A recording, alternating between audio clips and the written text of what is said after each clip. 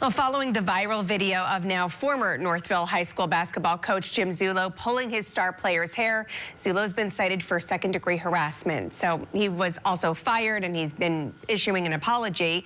Could he still face criminal charges? We've got managing partner Paul Harding here from Harding Mazzotti. Thanks for joining us to talk about this. Absolutely. So what does this citation entail or mean exactly? Yeah, so what confused people is that he was given a citation. He has to appear in court, but it's not technically a criminal violation. He wasn't arrested. He was just given a ticket to show up.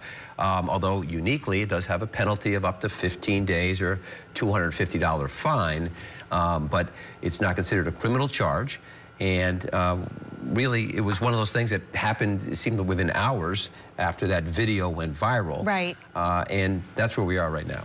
Could he still face a criminal charge? You always can, but based on what I saw, based on the video that I saw, I think it's an appropriate charge. You know, it was something where there was there was a contact, and the contact was not wanted, but I don't think there was a physical injury. At least that's what we see. Now, if we find out there was a physical injury, or we find out when the camera was off, maybe earlier that day or later, or even weeks before during practice, although no indication of that, then there could be criminal charges. Based on what I saw, I don't think so. Yeah, and what you're alluding to, if there were a physical injury, that could constitute as assault.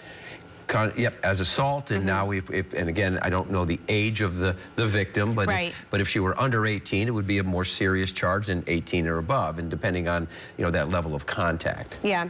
So what ultimately do you think will come out of all of this? Well, I mean, obviously, it can't happen. What happened shouldn't have happened, and I think there was a lot of excitement around the game, and then there was a lot of things got a little when they didn't win the game. I think people made a lot of bad decisions. I think we're just going to see this thing fade away. I think that's where it's going to go.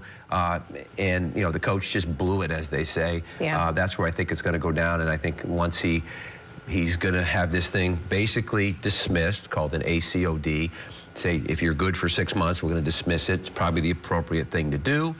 And, it was just a really kind of a sad end to what could have been a beautiful story, just coming back to coach these girls. Even coming in second place in the state of New York is a pretty big deal. Right, yeah. All right, Paul, thank you so much. You're welcome.